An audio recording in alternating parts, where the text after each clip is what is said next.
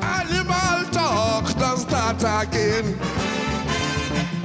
Dash them human rights. More than 3 decades after his death, Fela Anikulapo Kuti has made history once again. The late Nigerian musician, activist, and creator of Afrobeat has become the first African ever to receive a Grammy Lifetime Achievement Award, a historic recognition announced in Los Angeles at the 68th Recording Academy Awards.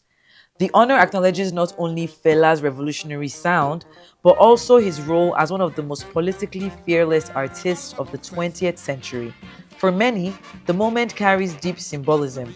A man who spent his life challenging power structures is now being honored by one of the most powerful institutions in global music, a striking case of the anti-establishment finally being recognized by the establishment.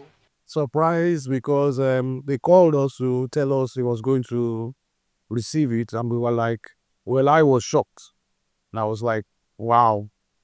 And then it was awesome. It was a good feeling. And, but like, I've always known my father was a genius. I've always respected, adored, I mean, named English. Because growing up, his music was always special. I mean, we loved reggae, we loved funk, jazz.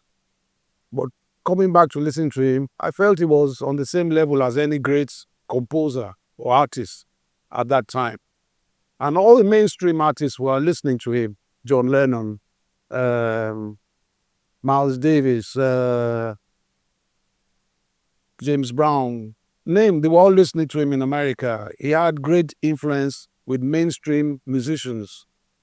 It's just he was never mainstream. I would say he didn't participate. He was more focused on probably what he wanted to achieve musically. So it was fantastic news that, wow, a man that stood by his own rules is rewarded. We have had Maria Makeba. Even if you go to my generation, Yusundo, Baba Mal, so many Africans have done quite well in the music scene. So for him to be the first musician from Africa to be awarded, it's a great deal for us and for them. I mean, they must have sat down to say, he deserves it. He deserves it. Some people in the panel must have been saying, he deserves it. He has done this. His music stood for this. But maybe they will not be saying, what is our business? We don't care. No, and some people say, you don't care, but okay, let me tell you, he affected Beyonce, admires him. Jay-Z, hip-hop was influenced by him. Miles Davis, they will start to name names that have been influenced by my father's music. Paul McCartney. So hardly any great musician you will call past and present that was not heard or was influenced by his music.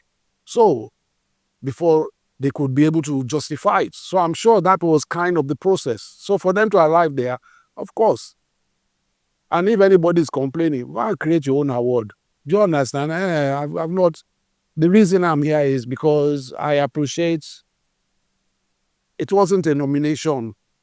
They are saying, come, Kuti family, we want to give your father this award. Will you accept it? And we all said, okay, that's a nice, wow, wow, at last, thank you. Okay, and we're here. I'm so happy that it has happened. I'm so happy that Fela, who has always represented Africa, not just Nigeria, but Africa, has received this award. I think he deserves it. I'm very happy. I don't know. I'm lost for words. It was yesterday. I was so nervous getting on stage, but I'm happy. I think Fela deserves it. He deserves it. He's been dead 29 years. He didn't get it in his lifetime, but he's gotten it. So I think what it is just a statement to the young up and coming artists that do what will keep for decades. Fela is going to go on after our lifetime. That's what we need to do so that our legacy continues. So think of the future when you're Everybody did matter. The timing of this award cannot be overlooked, coming just weeks after a public feud between Fela's son, Kuti, and Afrobeat star and Grammy winner, Wizkid, in January this year. In many ways, that moment reignited and sharpened broader conversations around how Fela Kuti's legacy is understood and evaluated today. While modern Afrobeats continues to dominate international charts and festival stages, Fela's eldest son, himself a successful musician and a 6-time Grammy nominee, maintains that Fela's impact cannot be measured through streams, sales, or awards alone. His music served as a protest, an educational tool, and a form of resistance, a blueprint for cultural activism that extended far beyond entertainment, and one that continues to challenge how success in African music is defined today. I don't go out of my lane to interfere with anybody's life. I don't go out of my way to tell whoever, don't do this. Because I don't know the reaction. Wait, if I called Wizkid, I have his number, I have his management, I'll say, Wizkid, please don't answer my brother. I should call him to say that. How can I call him to say that? When Wizkid decided to answer Shehu, and he said it's greater than Fela, what should I say? My own question is, does he truly feel that? Did he say it out of the situation? I can't even prejudge him. And I've said, Wizkid is like his son. If he comes to me, I will talk to him like a father. Shehu is my brother. If he comes to me, I will talk to him like a brother. I'll say, well, Shehu, the family doesn't need all this, Family doesn't... Look, if anybody who feels they are greater than Fela, let the person be. Time will tell. These artists, Burna Boy, Davido, I don't think personally they will say anything against a Fela. I don't think so. Maybe their base. Okay, then they should tell their fan base that, come, leave this man out of the equation. Yeah, I like this man. If their fan base still... And then, can you control your fan base? Thank you, you can't. Okay, because somebody can pretend he's your fan and still be talking in your as your spokesperson and say, I don't care what Burna Boy or Wizkid says, I hate this man. And what do you do to that kind of person? So you let them be. For me, Fela is the greatest. Don't compare chalk and cheese. Fela is a legend.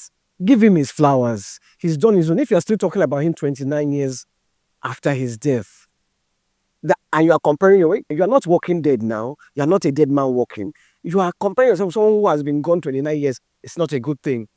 Compare yourself with your peers, or we should compare ourselves with our peers and leave our legends alone. We have legends. Let's respect our legends. Fela's children were present in Los Angeles to receive the Lifetime Achievement on his behalf, a moment they describe as deeply symbolic, both personal and collective. For the Kuti family, the significance of this moment extends beyond debates or comparisons. They see the award as a potential gateway, one that could encourage deeper engagement with African history, political consciousness, and the power of culture as a tool for social change.